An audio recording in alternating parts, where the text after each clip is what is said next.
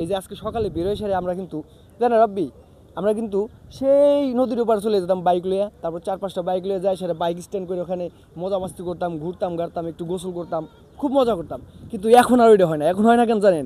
এখন জীবন জীবিকার তাগিদে, সংসার ফ্যামিলির তাগিদে আমরা কিন্তু ব্যস্ত হয়ে গেছি, যার কারণে আমাদের ওই আগের ঘোরাফেরাটা আমাদের হয় না।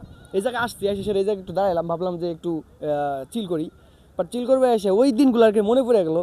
এবং ওই দিনে যে আমরা মজাটা করতাম, যে নদীর পাশে ওই পাশে যায় সেটা ওই একবারে ফ্রেশ পানিতে।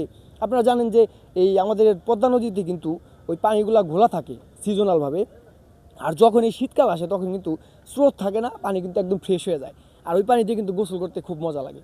আমরা অবশ্যই গোসল করতাম, কিন্তু এখন ওই ফিল করতেছি যে ওই দিনগুলো মনে পড়তেছে যে আমরা এখন পারি না। কিসের জন্য পারি না? এখন আমরা ব্যস্ত হয়ে গেছি, জীবন জীবিকার তাগিদে আমরা কিন্তু সবাই ব্যস্ত। ঠিক আছে, বন্ধু বান্ধব কেউ বিদেশে, কেউ দেশে, কেউ চট্টগ্রাম, কেউ ঢাকা, এরকম হয়ে গেছে, কাউরে আর ওরকম পাওয়া যায় না।